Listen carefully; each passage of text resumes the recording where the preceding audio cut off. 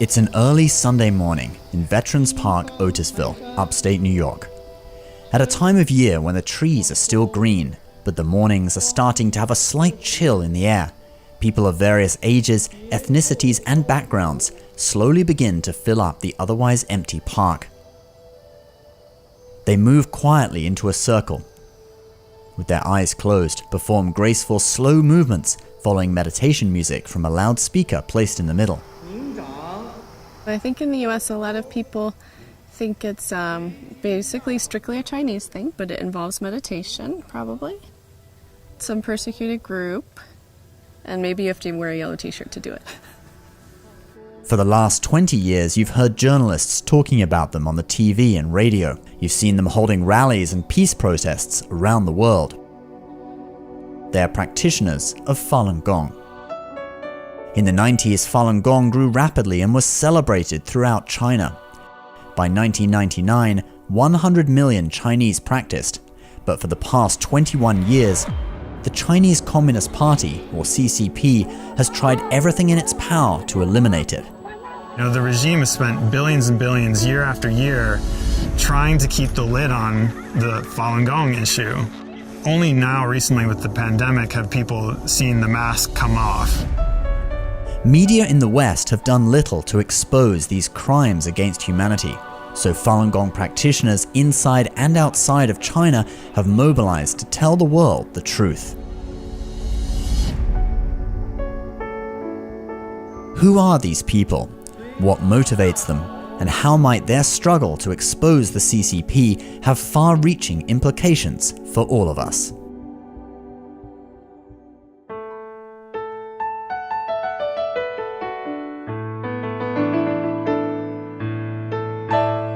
One day when I was in the bookstore, in the Chinese history section, I came across the book Falun Gong, which had been kind of miscategorized and put in the wrong place.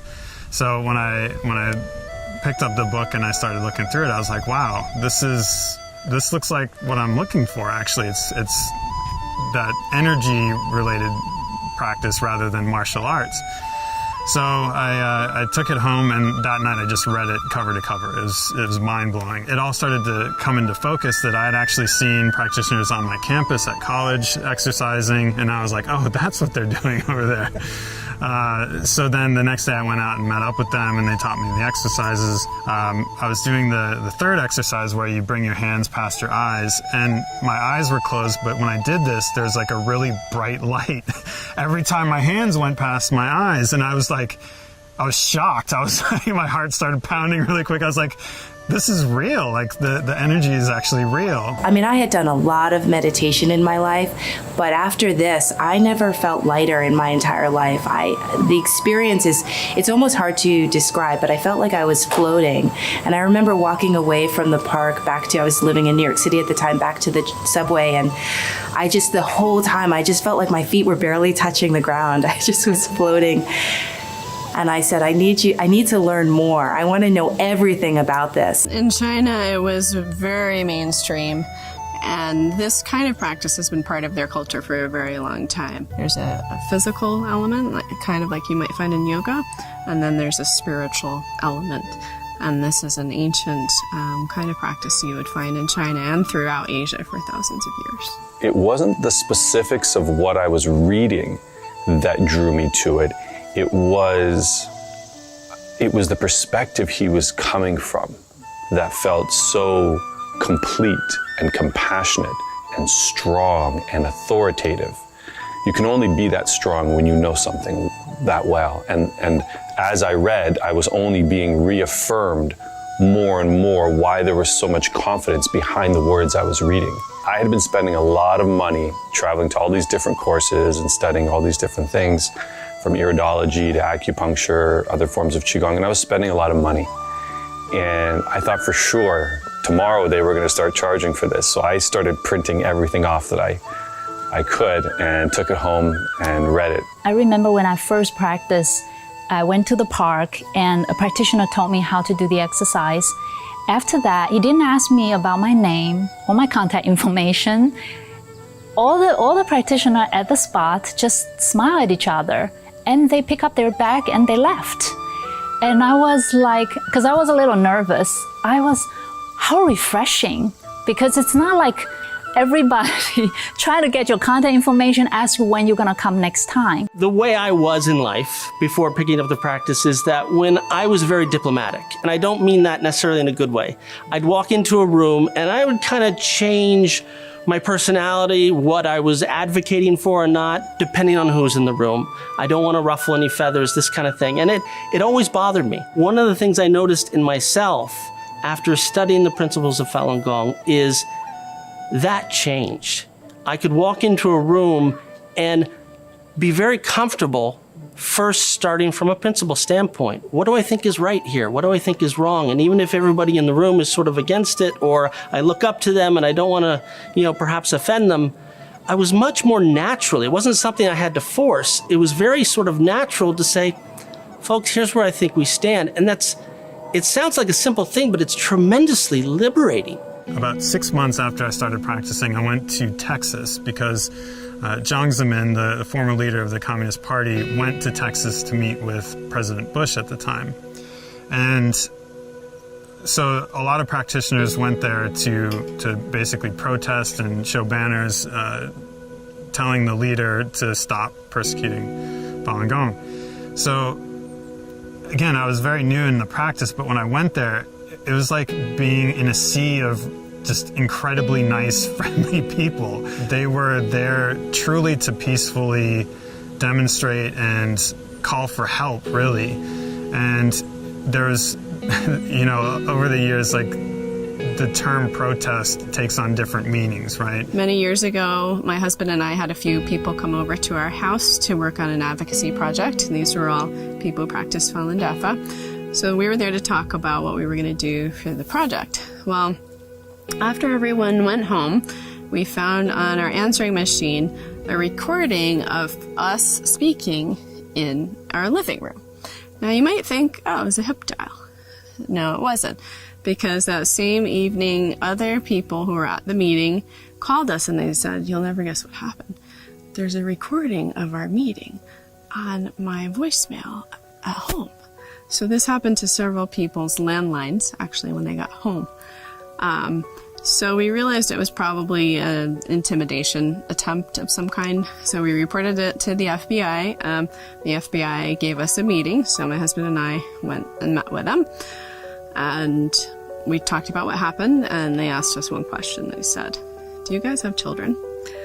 And we said no. And they said, good, because you're up against a giant.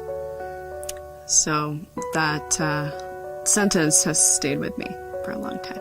They've been persecuted for 21 years in China, and they're still peaceful. They're still trying to think of creative ways to stop the persecution without hurting people, and it's just a remarkable group of people.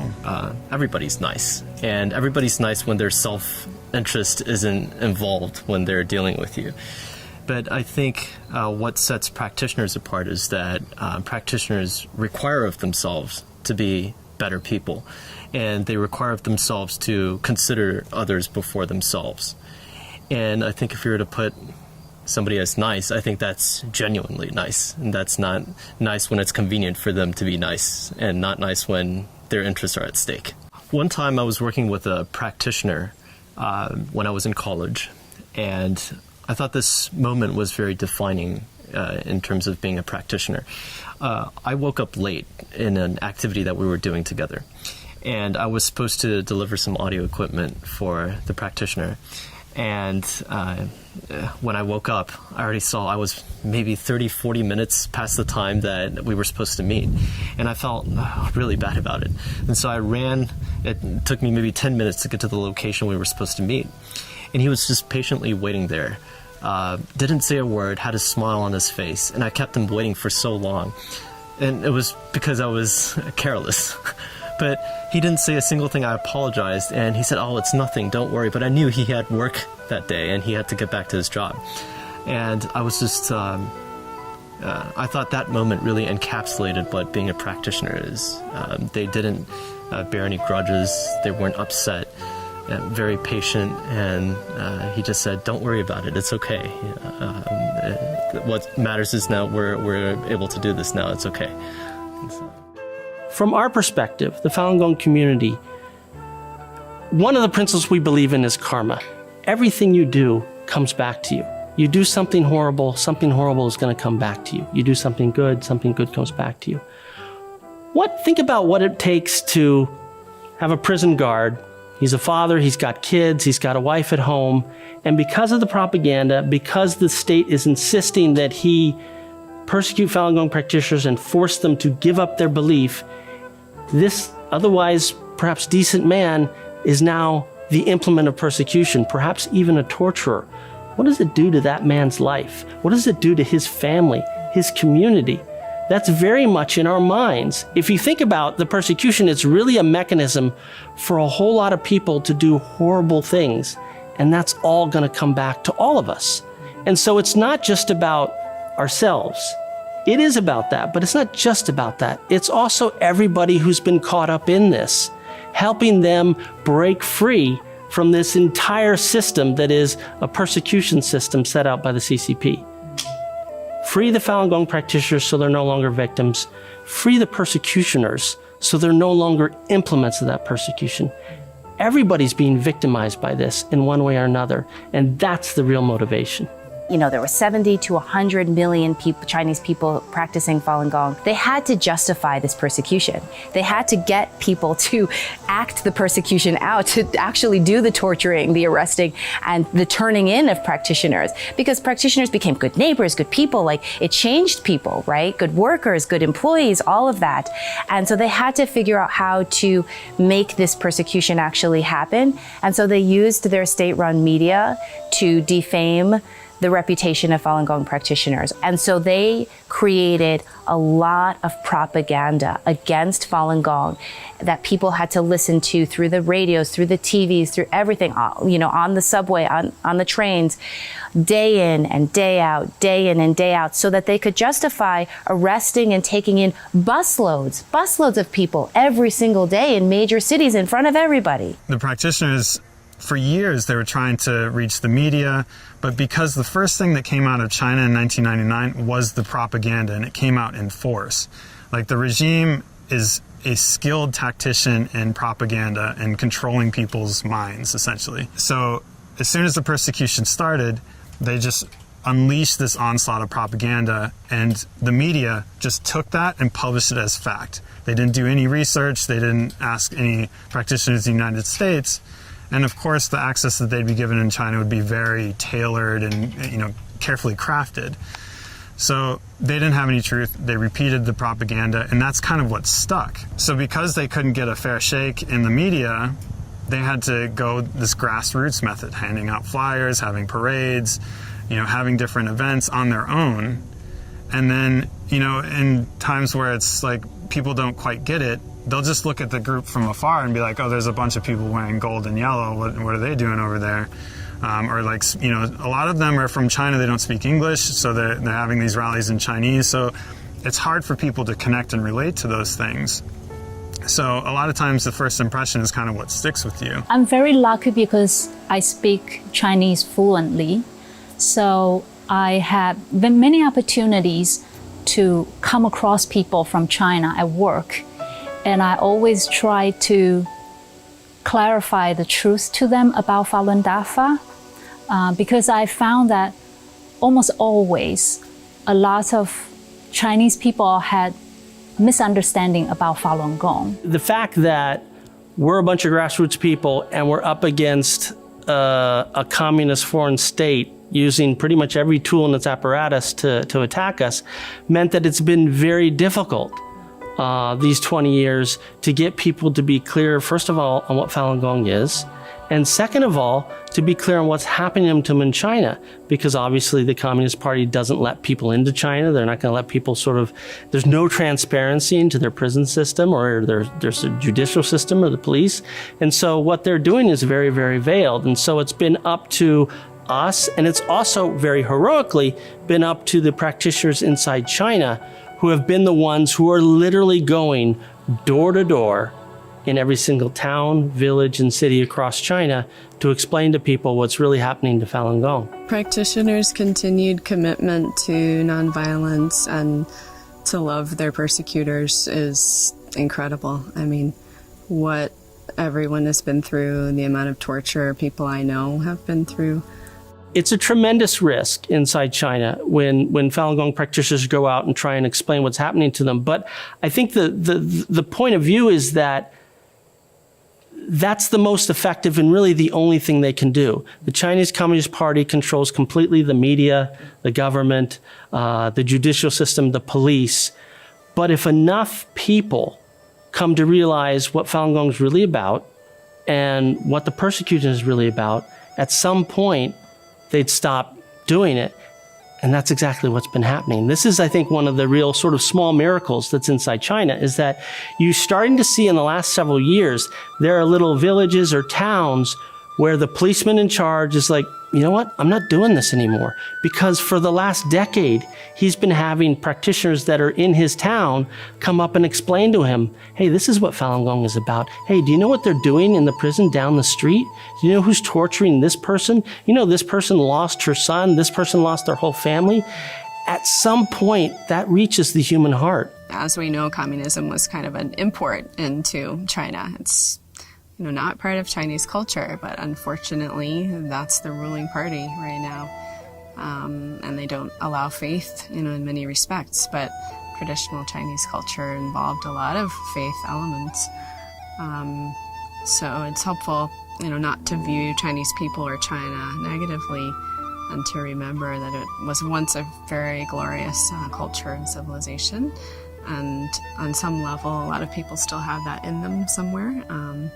But because of the regime that they have been under, they've been through a lot. It's helpful to be compassionate toward them as well, because they've been through a tremendous amount.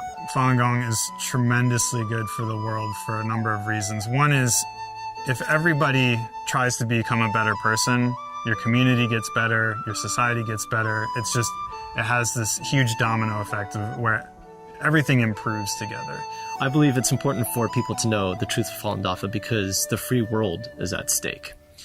I think if you look at what practitioners are going through as a microcosm of what the entire world is experiencing right now, then it's critically important for people to understand what practitioners went through in the persecution of the last 20-something years and what the whole world would face if they're not careful and if they don't learn from the experiences that practitioners went through in the last 20-something years.